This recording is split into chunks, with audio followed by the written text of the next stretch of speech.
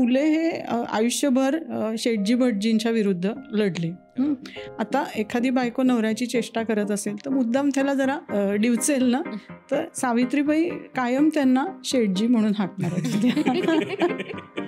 म्हणजे मला त्या बाईचा स्वॅग इतका आवडतो. तर ज्यावेळेस स्त्रीचं सक्षमीकरण आपण ज्यावेळेस म्हणतो, म्हणजे कदाचित जड वाटू शकतो हा शब्द, पण तो फुल्यांच्या मते काय होता आणि काय बायकांची भूमिका समाजामध्ये फुल्यांना अपेक्षित होती? स्त्री पुरुषे सर्वा कष्टकरी व्हावे असं म्हणतात. म्हणजे असं नाही म्हणत की पुरुषांनी कमवून आणावं, बाईनी घरामध्ये बसून त्याचं काही मॅनेज करावं, असा विचारही त्यांनी अखंडांमध्ये त्यांच्या मांडलेला आहे. फुल्यांनी सुरू केलेल्या शाळांबद्दलची कागदपत्र ही सगळी उपलब्ध आहेत. तर त्या शाळांसंबंधीच्या कागदपत्रांमध्ये आपल्याला आढळतं की शाळेमध्ये सिलेबस काय होता, कर्ज बाजारी होऊ नये माणूस म्हणून. म्हणजे जे आता आपण अर्थव्यवहाराबद्दल बोलतो, तर माणसानी कर्ज काढण्यापासून काय तोटे होतात हे सुद्धा थोड्या मोठ्या वर्गामधल्या मुलांना त्याच्याबद्दल लिटरसी शाळांमध्ये म्हणजे मोठे वर्ग होते. एका वाक्यात म्हटलं तर समाज कसा असावा, कदाचित सत्यशोधक असावा असं उत्तर देऊ शकतो. पण म्हणजे नक्की काय त्यांना अपेक्षित होतं? मग तुम्ही जे हे म्हटलं लग्नाचं किंवा अशा काही छोट्या गोष्टींमधनं जे आपण आत्ता कदाचित अंमलात आणू शकतो आणि त्याच्यातनं खूप फरक पडू शकतो, अशा काय गोष्टी आहेत?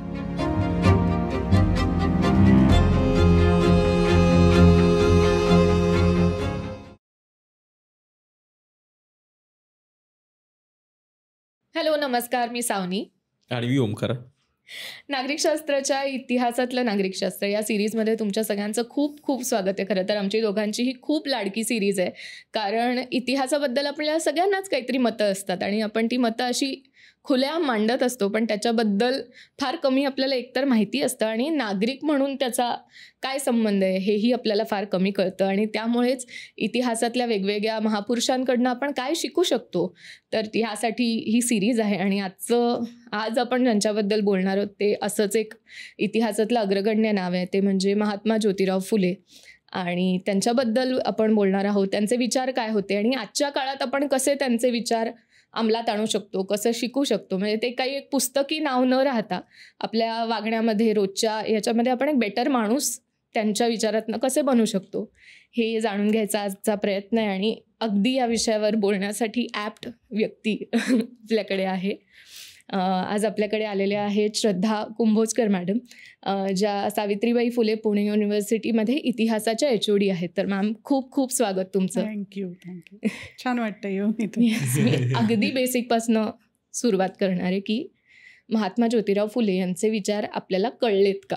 निश्चितपणे हो, कारण कळत नकळत आपण ज्या अनेक गोष्टी करत असतो ना, तर त्याच्या मागे आता इतिहासाची आहे म्हणून नव्हे, पण सगळ्यांनाच आपल्या जी आपण भाषा बोलतो, जे आपण कपडे घालतो, जे खाणं आपण खातो, त्या सगळ्यामध्ये आपल्या मागचं जे संचित आहे ते आपल्यापर्यंत आलेलं असतं. तर तसे हे ज्योतिराव फुल्यांचे विचारसुद्धा आपल्या प्रत्येक गोष्टीमध्ये निश्चितपणे आपल्याला त्याची पाळंमुळं इथपर्यंत जिरपली आहेत किंवा पोचले आहेत असं म्हणता येतं. म्हणजे अनेक गोष्टी आहेत की आज आपण महाराष्ट्रामध्ये ज्या राहतो आणि अभिमानाने म्हणतो की आपल्या इथलं वातावरण खूप वेगळं आहे इतर प्रदेशांपेक्षा.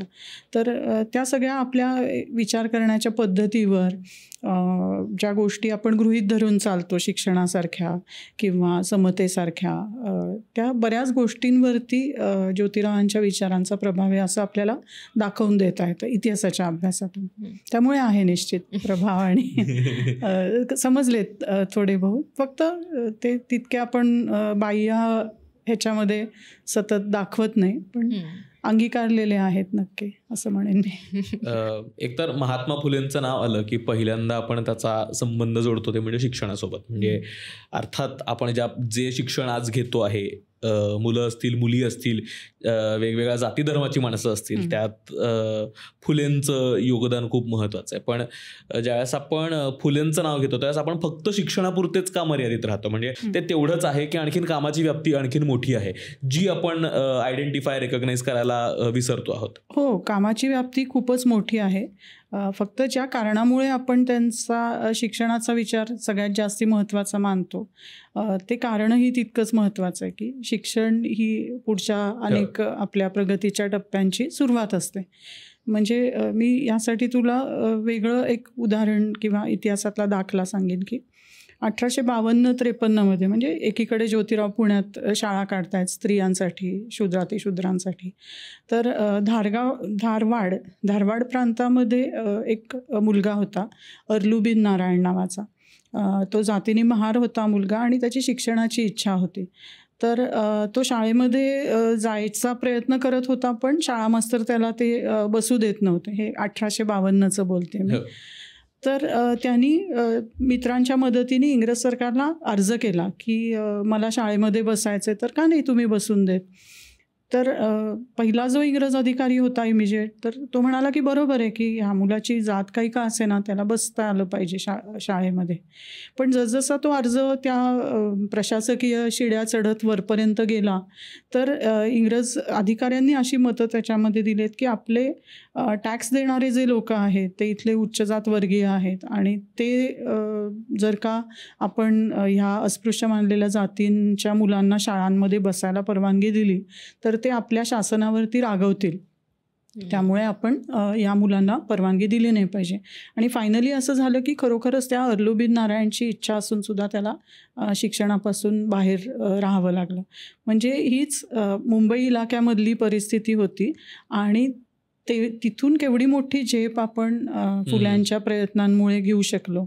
तर त्यामुळे ते काम त्यांचं खूपच मूलभूत स्वरूपाचं आहे की जे इंग्रज सुद्धा करायला धजावत नव्हते ते या माणसाने केलं पारतंत्र्याच्या काळामध्ये. त्यामुळे त्याला आपण महत्त्व देतो हे निश्चितच बरोबरच आहे. फक्त तू म्हणालास तसं अगदीच खरं आहे की त्यांनी एक जगण्याचाच संपूर्ण विचार केलेला आपल्याला दिसतो. खूपच गोष्टी जगण्यातल्या सगळ्या म्हणजे आपण काय खावं काय प्यावं, कसं माणसांमधली नाती कशी असावीत, आपलं प्रशासन म्हणजे आपण नागरिकशास्त्राचा एपिसोड करतोय तर प्रशासकीय सुद्धा गोष्टींचा त्यांनी खूप बारकाव्याने विचार केला होता. त्यामुळे शिक्षणाच्या एका क्षेत्रात फक्त त्यांना जखडून ठेवणं हे योग्य नाही हे खरंच आहे. तू म्हणतोस ते बरोबर. आणि ह्यालाच एक ॲडिशनल प्रश्न असा की आत्ता आपण जे शिक्षण म्हटलं की आपली डेफिनेशन ही पण खूप नॅरो आहे. म्हणजे आपण फक्त साक्षर होण्याला शिक्षण असं धरतो. तर त्यांच्या काळात पण लिहिता वाचता यावं हा पर्स्पेक्टिव्ह होता की ते शिक्षणाकडे अजून एका होलिस्टिक पर्स्पेक्टिव्ह ही आता खरं तर खूप quote and quote modern terminology holistic education आणि हे पण त्यांच्या दृष्टीने शिक्षण म्हणजे नक्की काय होतं याचा खरंच म्हणजे मला छान वाटलं तू हे विचारलंस म्हणून की शिकत काय होते प्रत्यक्ष शाळेत मुलं जी जात होती. तर आपलं सुदैव आणि आपल्या अगोदरच्या संशोधकांनी केलेले कष्ट म्हणून पण फुल्यांनी सुरू केलेल्या शाळांबद्दलची कागदपत्र ही सगळी उपलब्ध आहेत आणि महाराष्ट्र शासनाने ती प्रकाशित पण केली. तर त्यामध्ये समग्र वाङ्मय आहे. म्हणजे यदी फडकेंपासून अनेकांनी त्याच्या संपादनात भूमिका निभावली. हरी नरके सरांनी त्याची शेवटच्या आवृत्तीचं संपादन केलं. तर त्या शाळांसंबंधीच्या कागदपत्रांमध्ये आपल्याला आढळतं की शाळेमध्ये सिलेबस काय होता. जसं आता समजा माझ्याकडे MA हिस्ट्री शिकायला मुलगा मुलगी आले तर त्यांना हे पेपर्स असतील. तसं त्यांच्या पहिलीला, दुसरीला, तिसरीला तर इतकं तपशीलवार त्यांनी त्याच्यामध्ये लिहिलेलं आहे की भूगोलामध्ये काय असेल की जगाचा भूगोल असेल त्याच्यामध्ये. नंतर एक कर्ज बाजारी होऊ नये माणूस म्हणून म्हणजे जे आता आपण अर्थव्यवहाराबद्दल बोलतो तर माणसानी कर्ज काढण्यापासून काय तोटे होतात हे सुद्धा थोड्या मोठ्या वर्गामधल्या मुलांना त्याच्याबद्दल लिटरसी शाळांमध्ये म्हणजे मोठे वर्ग होते 4वी 5वी थोडे जास्ती पण याही गोष्टी त्यांच्या अभ्यासामध्ये अंतर्भूत होत्या. आणि अर्थातच म्हणजे भूगोल होता, इतिहास होता, भाषा होती, गणित होतं आणि त्या गणिताचेही अर्थात त्यांनी भाग केले होते. जसं आपण आता बीजगणित भूमिती वगैरे म्हणतो तसं त्याच्यामध्ये बेरजा वजाबाकी अगदी जे प्राथमिक वर्ग असतील त्यांना त्या गोष्टी आणि पुढे मग जरा जास्तीत जास्ती म्हणजे व्यामिश्र स्वरूपाचं अवघड जे गणित म्हणतो आपण तेही होतं. तर आणि यातली मला अतिशय हृदय गोष्ट अशी वाटते की त्यांनी असा नाही विचार केला की अरे ही मुलं आहेत, ही शूद्रातिशूद्र आहेत किंवा या मुलीच आहेत, त्यांना आपण घरीच स्वयंपाक कसा करावा किंवा टोपल्या कशा विणाव्या याचं शिक्षण द्यावं आणि एका अर्थाने जातीव्यवस्थेची आणि पितृसत्तेची चाकोरी तशीच चालू ठेवावी असा अजिबात विचार न करता त्यांनी सर्वसाधारण नॉर्मल ज्याला मेनस्ट्रीम आपण म्हणू तर तशाच स्वरूपाचा अभ्यासक्रम त्यांनी सर्व मुलांसाठी लागू केला. म्हणजे लिंगभावाच्याही ते पलीकडे गेले, जातीच्या उतरंडीच्याही पलीकडे गेले आणि शिक्षण ही एक पुढच्या चांगल्या जगण्याची सुरुवात आहे म्हटलं तर सगळ्यांसाठी ती त्यांनी उपलब्ध करून दिली. त्यामुळे त्या बाबतीत खरोखरच आश्चर्यकारक आहे त्यांचं हे, पण त्यांनी खूपच सुंदर काम केलं. म्हणजे शिक्षण तर आहे. मला खरं तर हाच प्रश्न विचारायचा आहे की ज्यावेळेस आपण नागरिकशास्त्राच्या अर्थानं फुल्यांबद्दल बोलतोय तर त्यांचा समाजाकडे बघण्याचा दृष्टिकोन काय होता, म्हणजे काय पद्धतीनं जर ते आत्ता असते तर त्यांना काय पद्धतीचा समाज अपेक्षित असता समाजातली, आणि जर त्यांनी जर आपलं आत्ताचं नागरिकशास्त्र लिहिलं असतं तर त्यांना काय पद्धतीनं लोक बिहेव करताना आवडली असती, काय मूल्यांवर आधारित समाज त्यांना अपेक्षित असतात आता. समता हे त्यांच्या एकूणच सगळ्याचं मला म्हणजे मूळ दिसतात. सगळ्या जगण्याबद्दलचा विचार जो माणूस करतो तर समता आणि बंधुता या दोन गोष्टी मला वाटतं त्यांनी खूप जीवापाड जपल्या आणि आचरणात याव्या यासाठी प्रयत्न केले.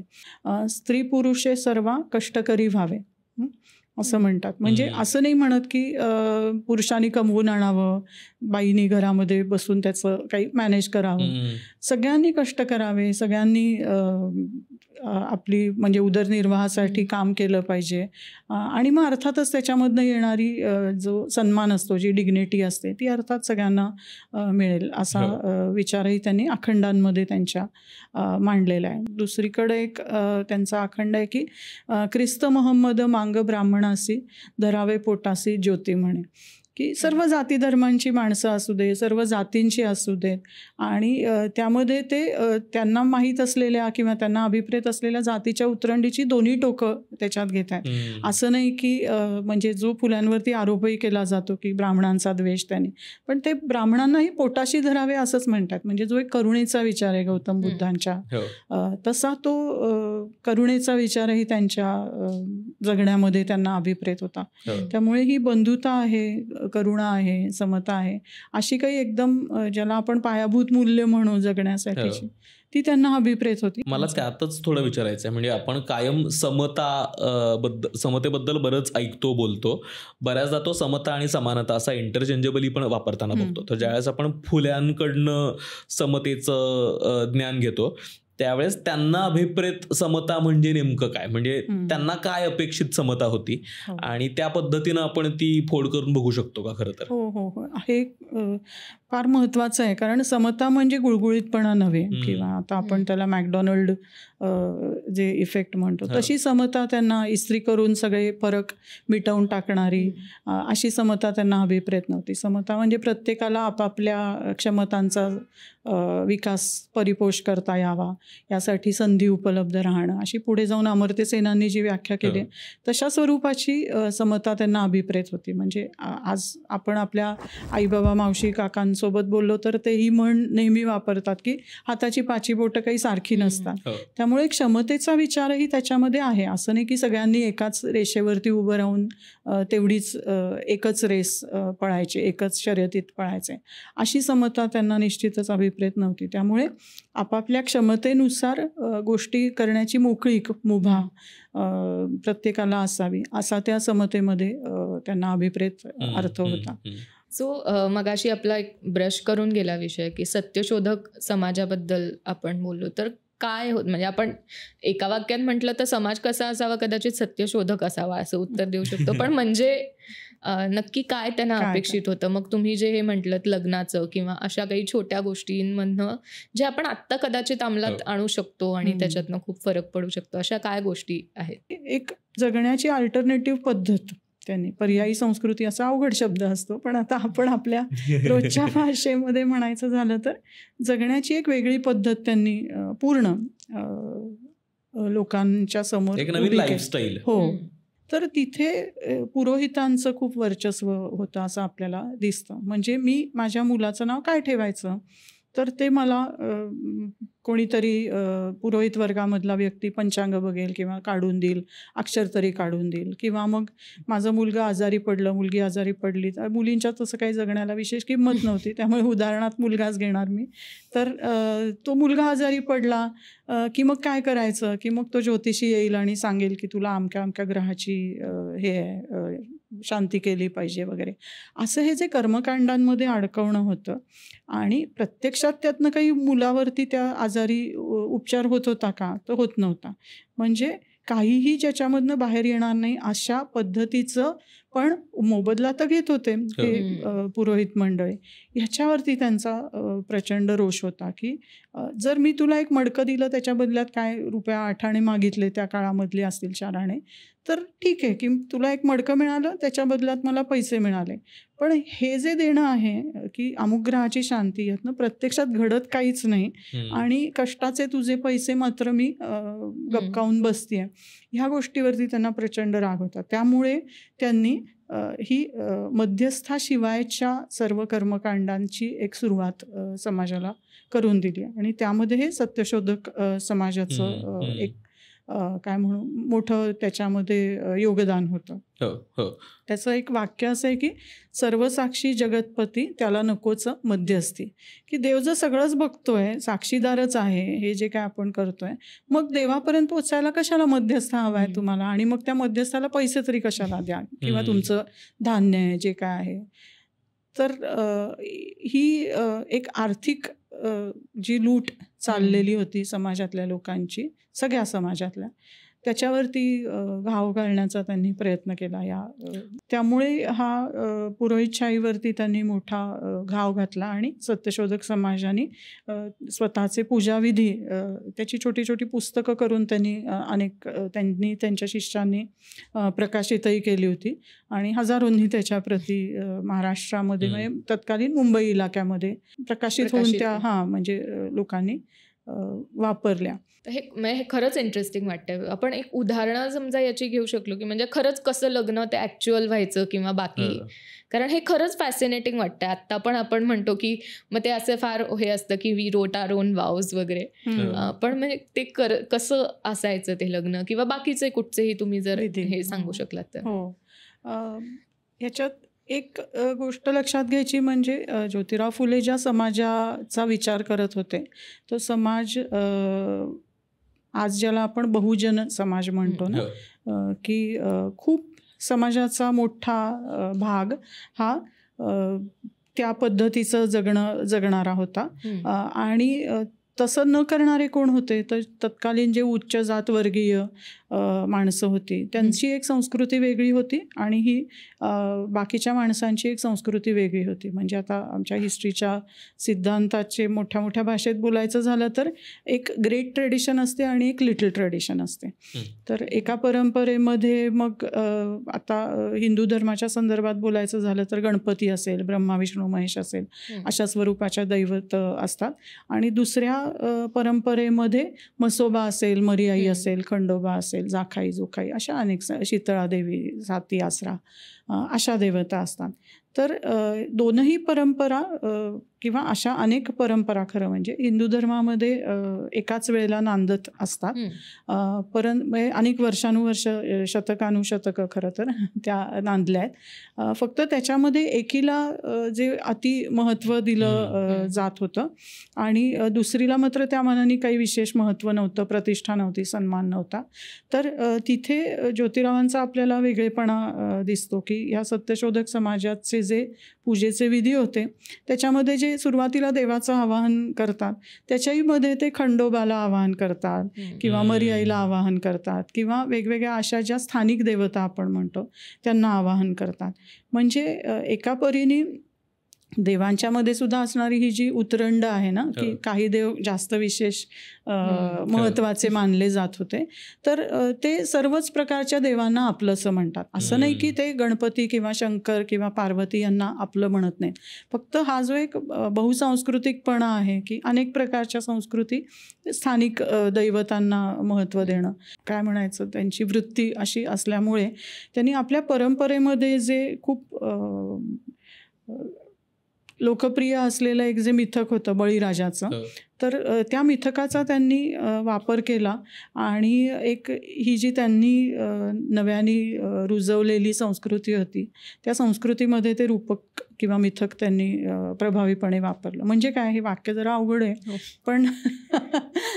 पण त्यांनी केलं काय, तर आपल्याला माहिती आहे की दिवाळीमध्ये बलिप्रतिपदा असते आणि इडापिडा जाओ आणि बळीचं राज्य येवो, असं म्हणजे खूपदा आपल्याही कानावरती ते पडलेलं असतं. तर असं काय आहे की इडापिडा जावं आणि बळीचं राज्य येवो म्हणजे काय, तर ती वामनाची आणि विष्णूच्या अवताराची आपल्याला गोष्ट सांगितली जाते. तर फुल्यांचा सर्जनशीलपणा असा की त्यांनी या गोष्टीमधला जो बळी आहे तर त्यांनी असं लिहिलं आणि लोकांना सांगितलं की हा बळी म्हणजे चांगला राजा होता आणि त्याला ह्या वामन म्हणजे जुन्या काळामधल्या ह्या पुरोहितांनी फसवलं आणि त्या चांगल्या राजाला पाताळ लोकामध्ये धाडून दिलं. आणि आपलं आता काय काम आहे, म्हणजे फुले जेव्हा 19व्या शतकामध्ये काम करत होते तेव्हा की ह्या बळीराजाचे आपण खरे वंशज आहोत आणि ते भारताला ते हिंदुस्थान न म्हणता तत्कालीन पद्धतीनुसार बळीस्थान म्हणतात, की बळीचं स्थान. तर हा बळी हा शेती परंपरेमधला देव आणि हा जो, मग ते त्याचं मिथक म्हणल्यावरती जसं कुठल्याही मिथकाचं होतं तसं ते मोठं उभं करतात की हा कसा न्यायी राजा होता वगैरे वगैरे. अर्थातच त्यांना त्याची जाणीव आहे की हे आपण कशासाठी करतोय. तर मिथकांची जी गरज असते, मग अशी म्हटलं तसं कर्मकांडही माणसांना मनाला बरं वाटावं यासाठी असतात, तशी मिथकंसुद्धा एखाद्या गोष्टीला आपल्याला जस्टिफिकेशन मिळावं, त्याला त्याचं स्पष्टीकरण व्हावं यासाठी. तर तो बळीच्या परंपरेचा ते एक असं चित्र लोकांच्या समोर उभं करतात. पण लग्नाच्या आणि इतर तू म्हणालीस की मला प्रत्यक्ष उदाहरण, तर मंगलाष्टकं असतात ना लग्नामध्ये, तर अदरवाईज जी नेहमी मंगलाष्टकं असतात, समजा का गंगा सिंधू सरस्वतीच्या यमुना वगैरे, म्हणजे काही त्याच्यामध्ये वैदिक काळापासून ते नंतरच्या काळापर्यंतचे अनेक मंत्र एकत्र करून ती आता पद्धत हळूहळू रुळत गेलेली आहे. तर ह्यांनी साध्या मराठीमधली मंगलाष्टकं रचली आणि देवाचे नियमा प्रमाण धरुनी चाले तुझे कुळगे, अशी त्याची एका, म्हणजे तो मुलगा त्या मुलीला म्हणतोय की तू किती चांगल्या घराण्यामधली आहेत, की देवानी ईश्वराने सांगितलेले जे नियम आहेत त्याला प्रमाण धरून तुझं घर चालतंय, अशा चांगल्या घरामधली तू मुलगी आहेस आणि मग मी तुझ्यासाठी स्थापाया मी झटत असे अधिकार या स्त्रियांचे सदा, असं तो नवरा मुलगा म्हणतो की मी स्त्रियांचे अधिकार स्थापन करण्यासाठी मी नेहमी झटणारा मुलगा आहे आणि हेच काम आपण नंतर लग्न करूया आणि नंतर हेच काम पुढे नेऊयात, अशा अर्थाचं त्या मुलाचं मंगलाष्टकामधली ओळ आहे. आणि मुलीची आहे ओळ ती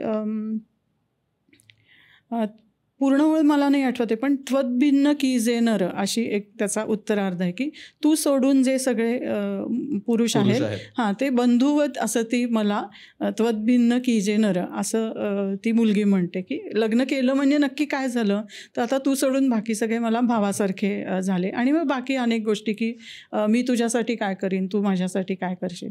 तर त्याच्यावरच आपण थोडं बोलू शकतो का, की ज्यावेळेस स्त्रीचं सक्षमीकरण म्हणतो, कारण आता जवळपास सगळीकडे सरसकट म्हणताना येणार आजही, पण जवळपास सगळीकडे संधींची समानता तरी स्त्रीला आहे. वेगवेगळ्या ठिकाणी त्या पुरुषाचा आधार न घेता बऱ्याच ठिकाणी उभं राहू शकतात. पण हे सुरुवात तर तिथून झाली. तर ज्यावेळेस स्त्रीचं सक्षमीकरण आपण ज्यावेळेस म्हणतो, म्हणजे कदाचित जड वाटू शकतो हा शब्द, पण तो फुल्यांच्या मते काय होता आणि काय बायकांची भूमिका समाजामध्ये फुल्यांना अपेक्षित होती? उदाहरणावरनं सांगते मी. म्हणजे आता हा जो 1870च्या दशकाबद्दल बोलते ना, तर तेव्हा एक खूप मोठा दुष्काळ पडला होता महाराष्ट्रामध्ये, म्हणजे दख्खनमध्येच सगळ्या 1873-74चा दुष्काळ. आणि तुम्ही कदाचित त्याचं नावही ऐकलं असेल, दख्खनचे दंगे झाले होते इथे. म्हणजे शेतकरी लोकांना तो कर्जाचा भार सहन झाला नाही आणि सावकार अर्थातच या सगळ्याचा गैरफायदा घेत असत आणि त्यांच्या जमिनी लिहून घेत असत की कर्जाच्या बदल्यात. तर ती जी गहाण खतं असत ती खतं शेतकरी फाडून टाकत असत, म्हणून त्याला खतफोडीचं बंड असं सुद्धा म्हणतात.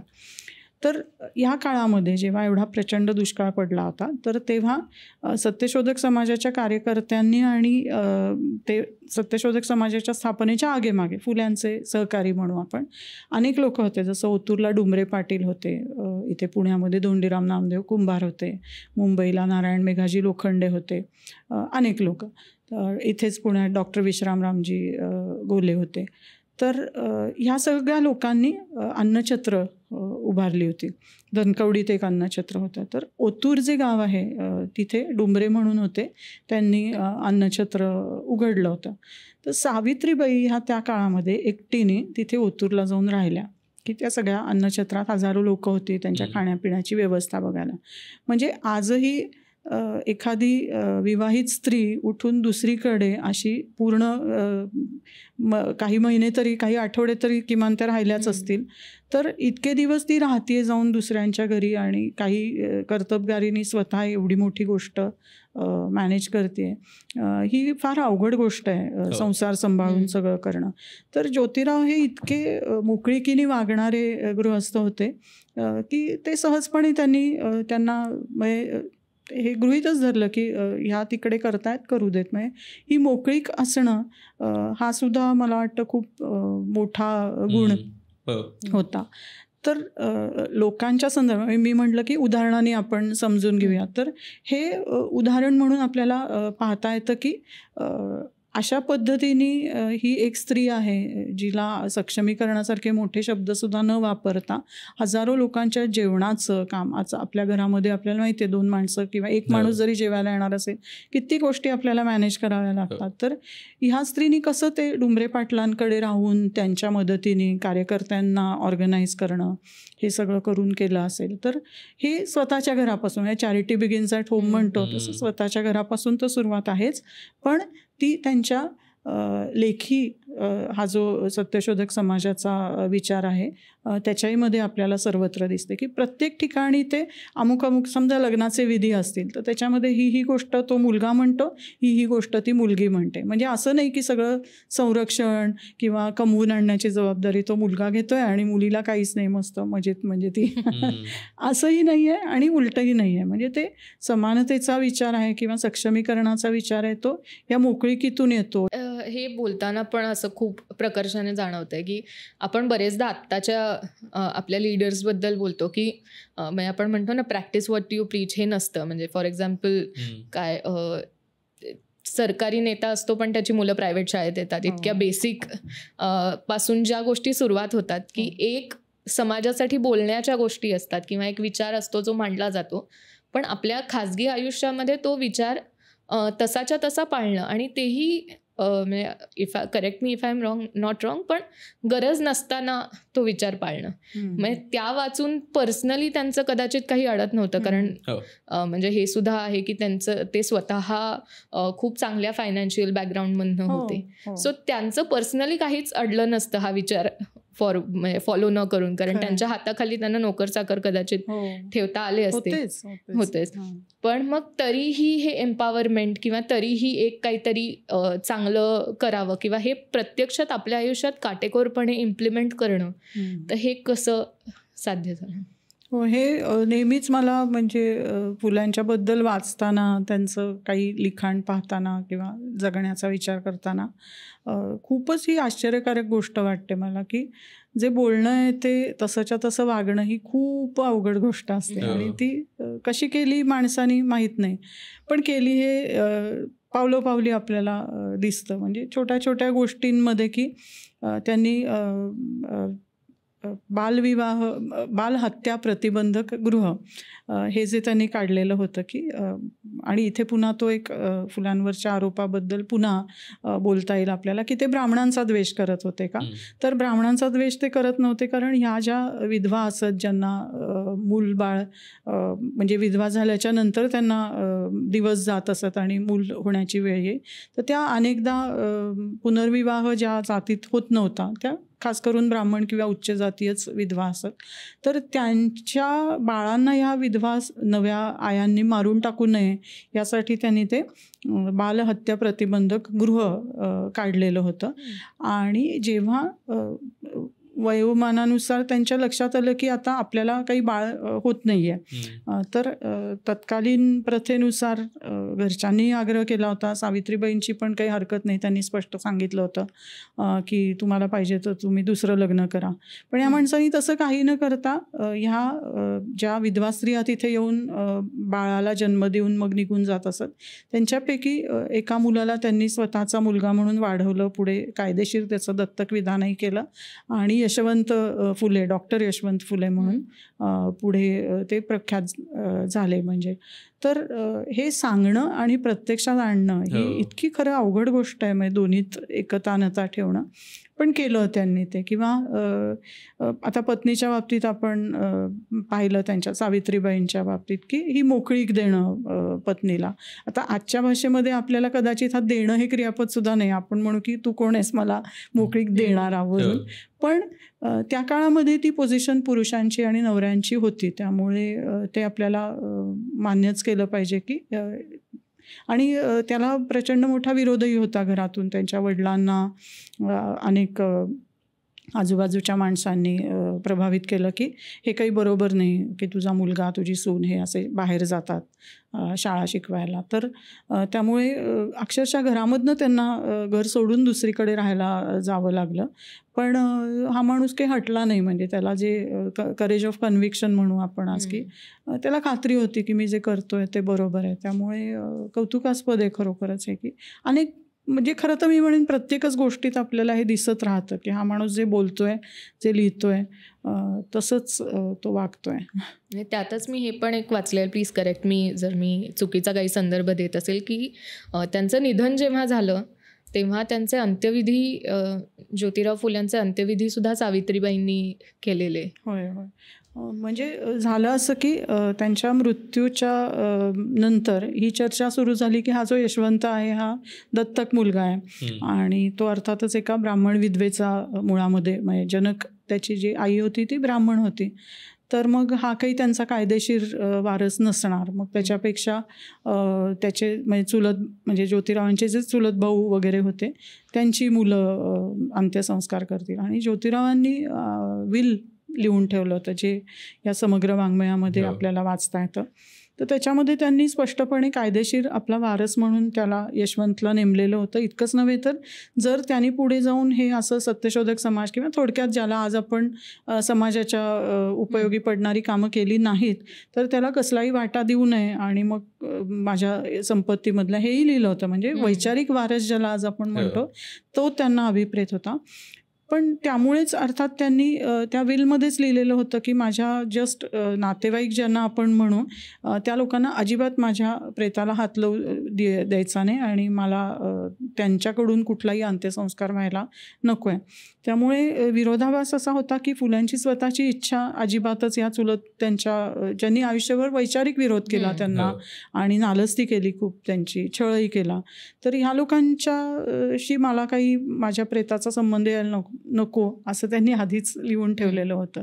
आणि हा यशवंतला तर ते विरोध करायला लागले. मग अशी उल्लेख केलेले डॉक्टर विश्रामरामजी घोले हे जाऊन पोलिसांना घेऊन आले बंदोबस्तासाठी की बाबा हे इथे आता म्हणजे अनवस्था प्रसंग ओढवतोय की प्रेतयात्रा काढून देत नाही आहे. मग सावित्रीबाईंनी ते जे पुढे टिटवं असं म्हणतात ते टिटवं अंत्ययात्रेमध्ये त्यांनी ते स्वतः हातामध्ये धरलं आणि यशवंत लहान असल्यामुळे तो एका हाताशी त्याला धरून ते टिटवं घेऊन त्या अंत्ययात्रेत सहभागी झाल्या आणि पुढे त्यांच्यावरती अंत्यसंस्कार केले. तर आजही स्त्रिया त्या स्मशानभूमीमध्ये किंवा या सगळ्या मृत्यूपश्चातचे जे काही संस्कार असतात त्याच्यात फार सहभागी असतात असं आपल्याला दिसत नाही. पण त्या काळात सावित्रीबाईंनी हे केलं आणि त्याही मागे अर्थात ही पतीची इच्छा आणि तो विचार त्यांना महत्त्वाचा वाटला असणार.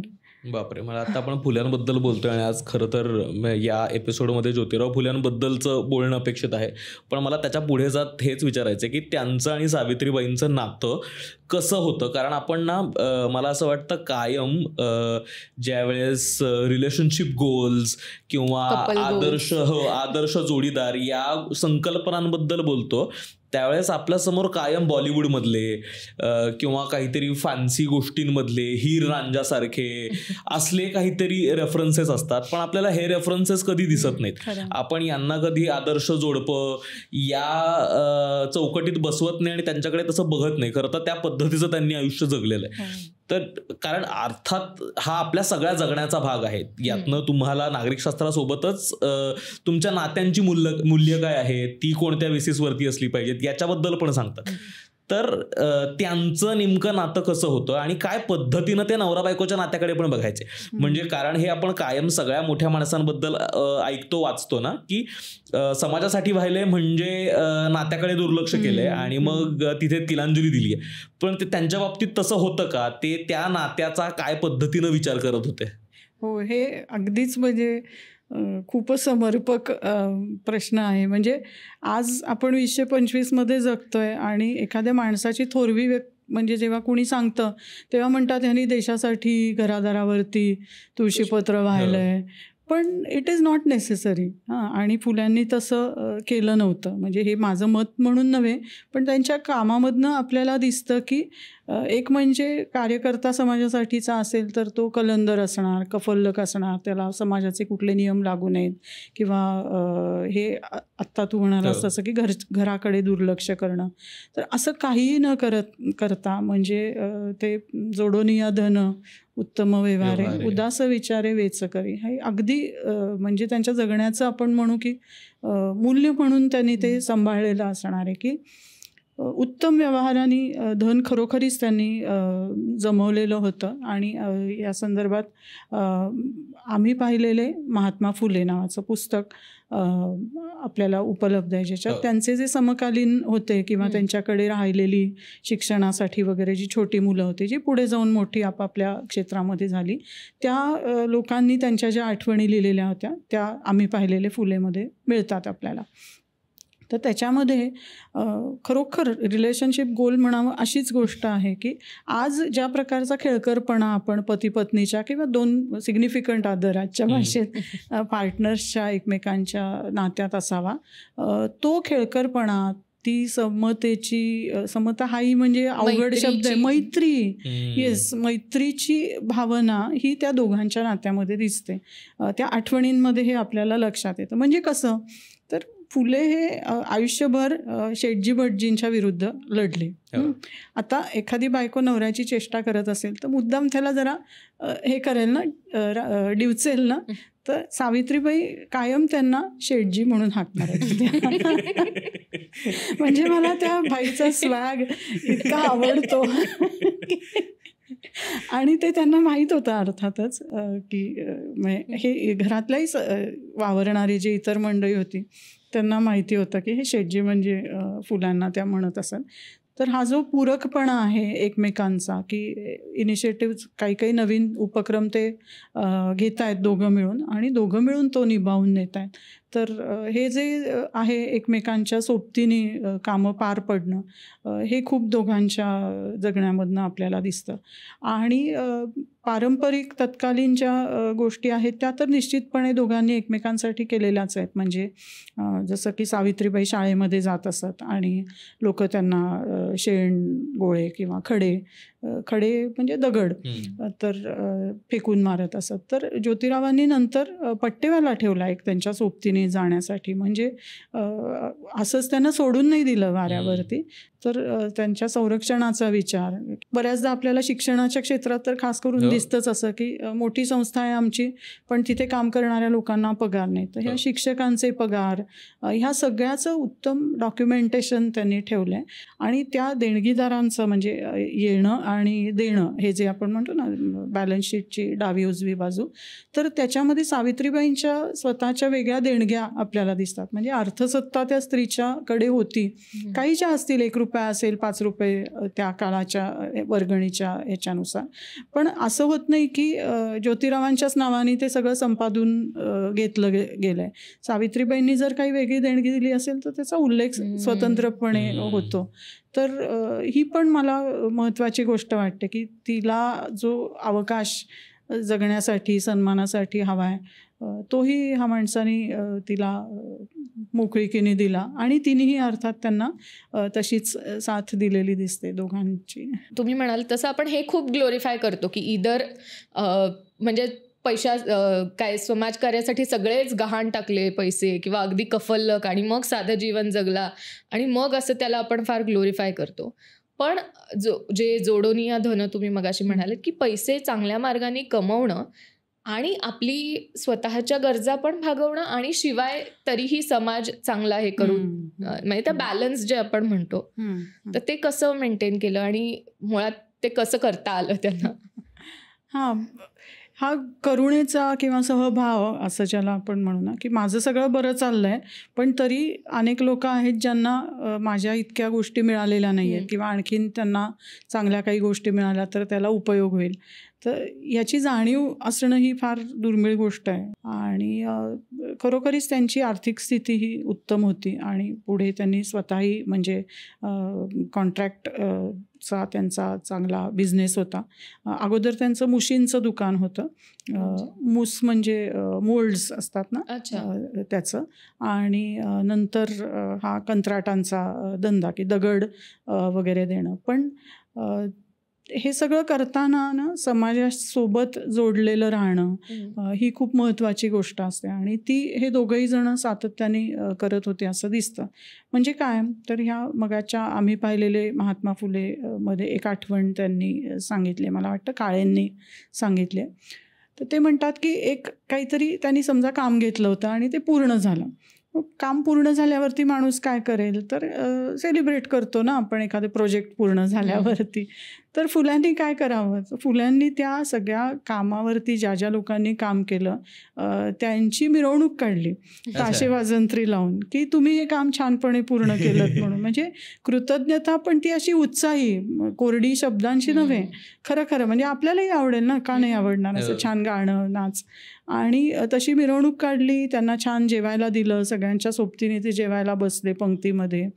तर हा एक सहभाव जो आहे की मी मालक आहे आणि हे माझ्याकडचे मजूर आहेत किंवा कामगार आहेत असा काही भावच न ठेवता जोडलेलं राहणं सगळ्याच माणसांसोबत. तर हा खूप त्यांचा मला दोघांचाही महत्त्वाचा विशेष गुण वाटतो की जोडलेले आहेत ते सगळ्यांशी सर्व प्रकारांनी. आणि मग आपण जोडलेलो असलो की हे एक बंध असतो ना एकमेकांच्या मध्ये, तर त्या बंधालाच पुढे बंधुता असा शब्द म्हणजे तो बंधुतेचा जो शब्द आहे, बंधू हा शब्द त्या बंधनावरून आला की एकमेकांची काहीतरी धागा आहे तुला मला जोडणारा.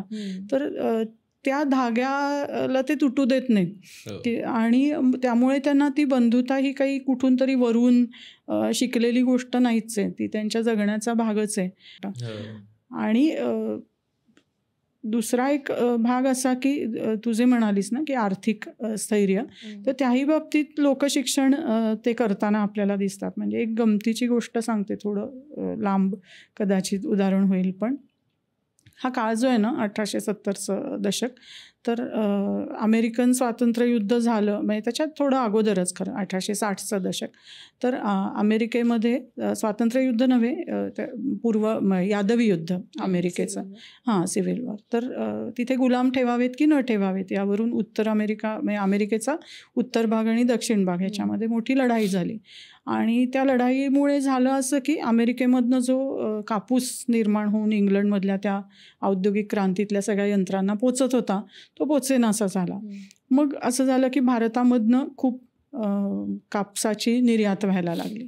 या सगळ्यामध्ये असं झालं की कापसाच्या निर्यात करणाऱ्या ज्या कंपन्या होत्या त्यांचे शेअर्स प्रचंड प्रमाणामध्ये वाढले, किंमत त्यांची वधारली. आणि मग खूप लोकांनी उत्साहाने त्या शेअर मार्केटमध्ये पैसे गुंतवायला सुरुवात केली. काही काळानंतर अर्थात जसं ते यादवी युद्ध तिकडचं संपलं तसं इकडे शेअर मार्केटमध्ये मोठा क्रॅश आला. आणि भाव ते सगळे कोसळले, लोकांचे पैसे त्याच्यात बुडले. या सगळ्यामध्ये फुल्यांनी शेअर मार्केटविषयीचे अखंड लिहिलेले आहेत की कशा पद्धतीने तुम्ही आता ऐकलं तर आपल्याला खरंच कशा पद्धतीने पैसे आपण गुंतवले पाहिजेत आणि त्याच्यात कशी सावधगिरी बाळगली पाहिजे, हे अखंड आहेत फुल्यांचे शेअरच्या विषयी. आणि हा जो एक क्विक मनी ज्याला आपण म्हणतो की पटकन एकाचे दसपट पैसे होणं, तर त्याच्या मागे तुम्ही लागू नका असे त्या अखंडामध्ये आपल्याला उल्लेख केलेले आहेत त्यांनी. 10वीत असताना शेतकऱ्याचा असूडचा एक छोटा परिच्छेद अभ्यासाला होता पाठ्यपुस्तकात. तर शेतकऱ्यांविषयी सुद्धा त्यांचं नेमकं काय मत होतं आणि काय काय गोष्टी त्यांनी ऑब्झर्व केल्या होत्या आणि शेतकऱ्यांच्या उद्धारासाठी त्यांचा काय विचार होता.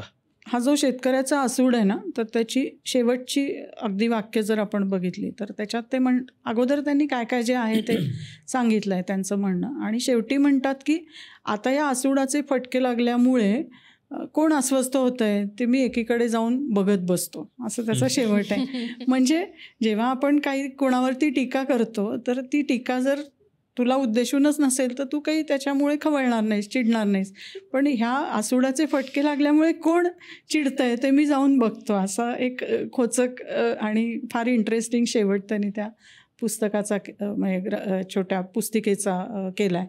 तर अनेक अंगांनी ते शेतकऱ्याच्या आसूडमधनं वेगवेगळ्या शेतकऱ्याच्या आयुष्यामधल्या त्रासदायक ज्या गोष्टी आहेत त्याच्याबद्दल भाष्य करतात.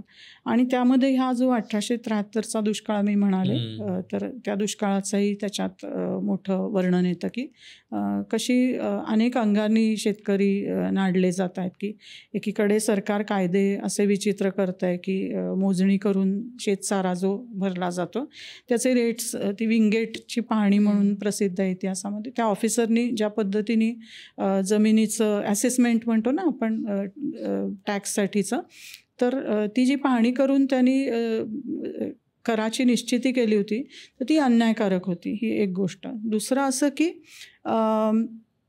जेव्हा शेतकरी सावकाराकडनं कर्ज घेतो आणि नंतर तो ते फेडू समजा शकला नाही तर सावकार काय करू शकतो, तर या काळामध्ये असं होतं की सावकार शेतकऱ्याची बैलजोडी पण घेऊन जाऊ शकतो जप्त करून, त्याची नांगर पण घेऊन जाऊ शकतो. म्हणजे त्याची जी उत्पादन करण्याची साधनं आहेत तीच जर त्यांनी कॉन्फिस्केट केली, जप्त केली, तर पुढे तो काय उत्पादन करेल. तर ह्या सगळ्या गोष्टींबद्दल ज्योतिरावांनी त्या शेतकऱ्याच्या आसूडमध्ये त्याची नोंद घेतली आहे, त्याच्यावरती टीका केली आहे. आणि अर्थातच त्यांना बंधनं होती, कारण आपण बोलतोय ते पुन्हा 1860चं 70चं दशक, हे इंग्रजी सत्तेचा मोठा सुवर्णकाळच म्हणायला पाहिजे असं त्यांच्या दृष्टीने.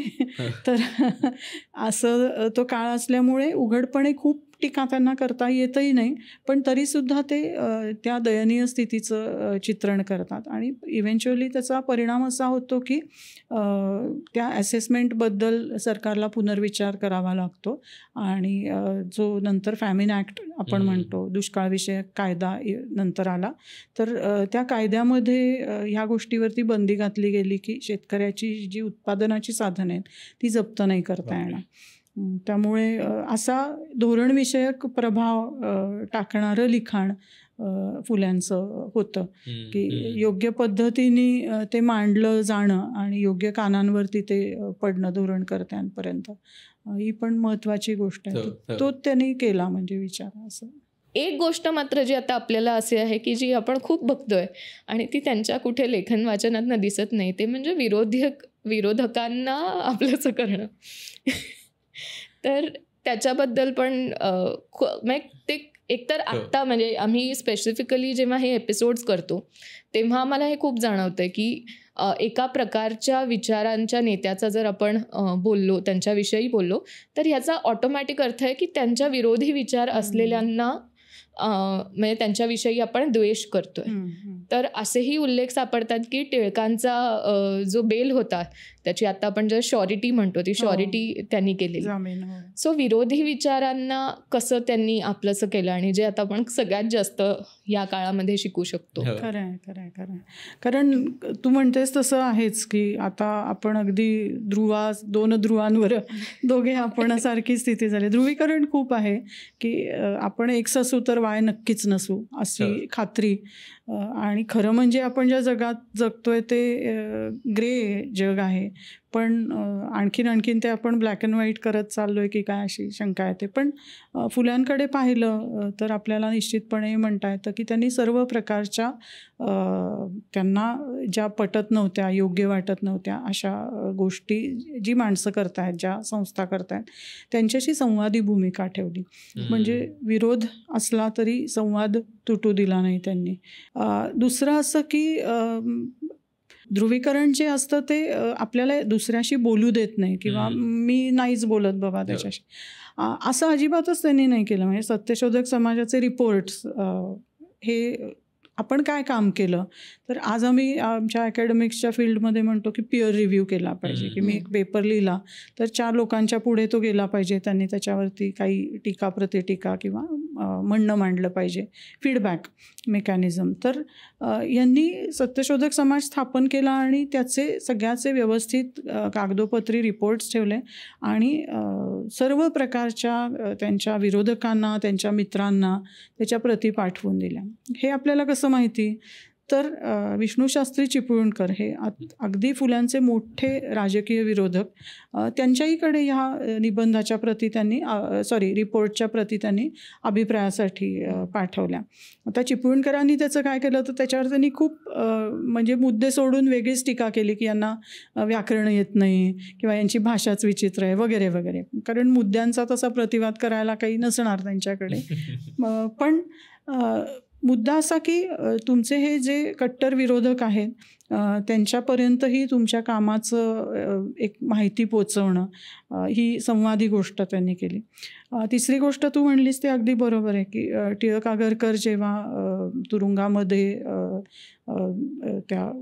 त्यांना तुरुंगवास झाला तर रामशेठ उरवणे म्हणून सत्यशोधक समाजाचे सदस्य होते मुंबईमध्ये.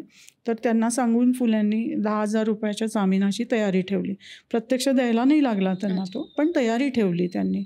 आणि तेवढ्यावर ते थांबत नाही. जेव्हा त्यांची सुटका झाली त्या डोंगरीच्या तुरुंगामधनं, सर्वात पहिला मुंबईमधला सत्कार सत्यशोधक लोकांनी केलेला होता त्यांचा. मोठी मिरवणूक काढली तुरुंगापासून की चांगल्या कामासाठी ते, कारण शिक्षा त्यांना चांगलं केल्याबद्दल त्यांना शिक्षा मिळाली होती. कोल्हापूरच्या छत्रपतींवरती होणाऱ्या अन्यायाबद्दल त्यांनी वाचा फोडली होती म्हणून. तर म्हणजे टिळक आणि आगरकर हे जन्मानी जातीने ब्राह्मण आहेत, मग आपण त्यांना कसं काय सपोर्ट करायचं किंवा मदत कशी करायची असं न करता मुद्द्यावर आधारित, विचारांवरती आधारित असा संवाद ते सतत ठेवत आले असं आपल्याला दिसतं. आणि ही परंपरा पुढे सत्यशोधक समाजाच्या अनेक अनुयायांनी सुद्धा चालवलेली दिसते. म्हणजे मग अशी मी उल्लेख केला ते धोंडीराम नामदेव कुंभार, तर यांनी त्या शृंगेरी कुडलगीचे जे आचार्य होते मोठे त्यांच्यासोबत संवाद केला एक मोठ्या सभेमध्ये आणि दाखवून दिलं की मलाही ही सगळी म्हणजे हे सगळे विधी मला करता येतात, तर कशासाठी मी या कामाला एखाद्या ब्राह्मणाला किंवा भटजीला बोलवावं, मला येत असेल तर मी ते करू शकतो. आणि ते पटलं त्या आचार्यांना सुदैवाने.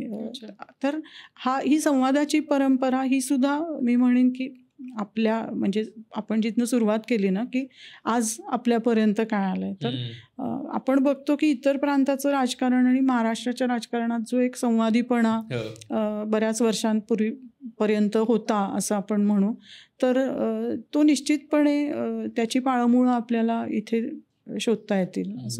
तो संवाद होता म्हणजे त्यांचा. आता अगदी शेवटाकडे आलो तर शेवटचा एक प्रश्न की फुल्यांबद्दल इतकं खरं तर मलाच ॲडमिट करताना हे लाज वाटते की इतक्या नव्या गोष्टी आज कळल्या की ज्यांच्याबद्दल कायम एक बहुजनांचा नेता किंवा काय स्त्री शिक्षणवादी व्यक्तिमत्व या पद्धतीनंच या चाकोरीतनं पाहिलंय. त्यांचं काम खरं तर आर्थिक, सामाजिक, शैक्षणिक या सगळ्या विविध क्षेत्रांमध्ये आहे. आणि मग आपण कायम हे मोठी माणसं गेल्यानंतर त्यांना वेगवेगळ्या समाजांचे नेते बनवतो. खरं तर आजचा ज्या पद्धतीचा समाज आपण बघतो, जे आपण ज्याला इंग्रजीत सोशल फॅब्रिक म्हणू, त्या पद्धतीच्या समाजाची रचना करणारी खरं तर ही माणसं आहेत. तर मग आपण यांना जे वाटून घेतो आणि मग त्यांच्या मागे एखादा झेंडा लावतो आणि हा बाबा या समाजाचं प्रतिनिधित्व करणारा नेता आणि तितकंच त्यांना सीमित ठेवतो, हे खरं तर खूप दुर्दैवी आहे. तर काय अर्थानं या सगळ्या लोकांकडे आपण पाहायला पाहिजे? कारण आपण नागरिकशास्त्रामध्ये याच अर्थानं हे सगळं समजून घेण्याचा प्रयत्न करतो आहे की ज्या पद्धतीचं योगदान त्यांनी आजच्या नागरिकशास्त्रासाठी, आजच्या समाजासाठी दिलंय, ते आपण मान्य करणं आणि त्याचा स्वीकार करणं, कुठलेही चष्मे बाजूला ठेवून, हे अत्यंत गरजेचं आहे. यातच एक ॲडिशन असं की आपण हे जार्गन खूप वेळा ऐकलंय, फुले शाहू आंबेडकरांचा महाराष्ट्र वगैरे. तर खरंच फुल्यांचा महाराष्ट्र होण्यासाठी काय करू शकतो?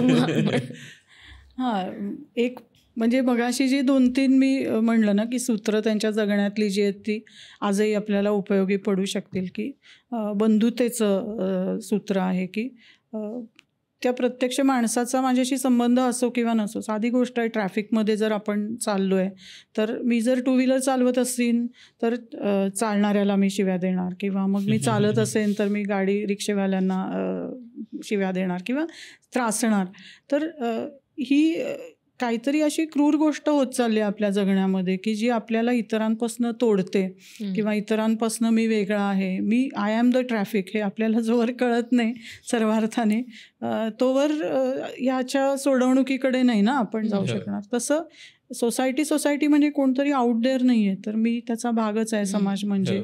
तर हे त्यांच्या जगण्यामधनं मला वाटतं आपल्याला निश्चितपणे कळू शकतं आणि आपण करूही शकतो ते.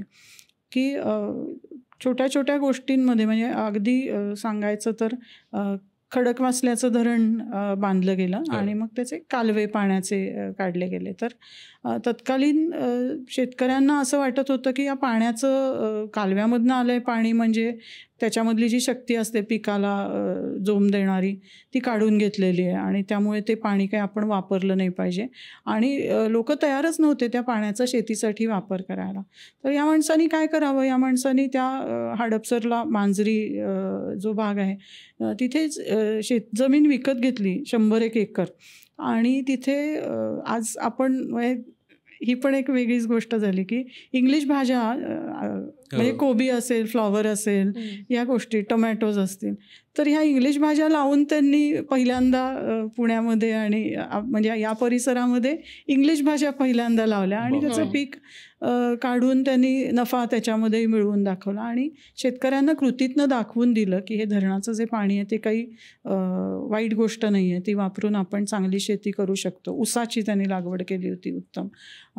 तर हे सगळं प्रत्यक्ष कृतीमधनं करून दाखवणं माणसांना आणि मग पुढे जाऊन अर्थातच खूप लोकांनी म्हणजे सिंचन ही इतकी आज आपल्याला जिव्हाळ्याची गोष्ट वाटते पण त्याही क्षेत्राला या माणसांनी स्पर्श केला आहे. असं तर जगण्याचा कुठलाच भाग आपल्यापासनं वेगळा नाही आहे असं मानणं ही खूप महत्त्वाची गोष्ट मला वाटते. किंवा मी आणि समाज, व्यक्ती आणि समष्टी असं अवघड शब्दात बोलायचं तर पण मी आणि समाज ह्याच्यामध्ये काही फार मोठं अंतर आहे किंवा हे माझं सांस्कृतिक क्षेत्र आहे आणि हे माझं आता आर्थिक निर्णय आहे असा विचार न करता सगळ्या गोष्टी एकमेकांशी जोडलेल्या आहेत त्याचा विचार करणं, तो अंगीकारणं, प्रत्यक्षात आणणं, हे मला वाटतं आपण त्यांच्याकडनं शिकू शकतो आज सुद्धा. खूप खूप आभार तुमचे. म्हणजे आज एक छान वाटतंय की ज्या पद्धतीनं फुले ऐकले होते त्यापेक्षा खूप वेगळे फुले समजले आज. आणि खरं तर खूप मोठा आवाका आहे कामाचा आणि जितक्या वेळेस आपण हे इतिहासातल्या नागरिकशास्त्राचे एपिसोड्स करतो त्यास ती परत परत जाणीव मिळते की ज्या इतक्या गोष्टी आपण गृहीत धरतो ज्या आत्ता आपल्या समाजाचा आपल्या आयुष्याचा भाग आहेत त्याच्यासाठी खरं तर ही लोक झगडली आहेत, त्याच्यासाठी त्यांनी काम केलेलं आहे. तर ते अगदीच क्षुल्लक त्याला किंमत न देता आपल्या आयुष्याचा एक खूप महत्वाचा तो भाग तिथून येतो, याची जाणीव असणं खूप महत्वाचं आहे. तर एक मध्येच सांगू का मी म्हणजे ह्या सगळ्यामध्ये जे राजकारण येतं ना, म्हणजे नागरिकशास्त्राचा एपिसोड आहे म्हणून मी जरा धाडसानी मध्येच बोलते, पण ते त्याच्याहीपासून दूर नाही राहिले. असं नाही म्हणले की इंग्रज बघून घेतील किंवा मला काय करायचं आहे. तर फुले हे पुणे नगरपालिकेचे कमिशनर होते. कमिशनर म्हणजे त्या आजच्या अर्थाने कमिशनर नव्हे, त्या काळामध्ये जे सरकारने नियुक्त केलेले काही प्रतिनिधी असतात जनतेमधनं, तर तसं फुल्यांची नेमणूक झालेली होती आणि त्यांनी नगरपालिकेचा सदस्य म्हणून काम केलं होतं. म्हणजे राजकारण ह्या सुद्धा क्षेत्राला त्यांनी अस्पर्श किंवा वर्ज्य मानलं नव्हतं. ही एक जस्ट नोंद म्हणून तुला सांगून ठेवलं. एक बहुआयामी खरं तर फुले या एपिसोड समजून घेता आले. ऑन अ लाईटर नोट, पण आपण जेव्हा एपिसोड सुरू केला तेव्हा या एपिसोडमध्ये फायनान्शियल लिटरसी, कपल गोल्स आणि कॉर्पोरेट रिट्रीट हे डिस्कस करू हे मला अजिबातच वाटलं नव्हतं. खूप खूप आभार मॅम तुमचे. आणि तुम्हाला आजचा भाग कसा वाटला नक्की कळवा. आणखीन कोणत्या महापुरुषांबद्दल, महत्त्वाच्या व्यक्तींबद्दल इतिहासात होऊन गेलेल्या तुम्हाला असे एपिसोड्स ऐकायला आवडतील, बघायला आवडतील, नक्की कळवा. भेटूयात, असाच संवादाचा पूल कायम ठेवूयात, बोलत राहूयात. धन्यवाद.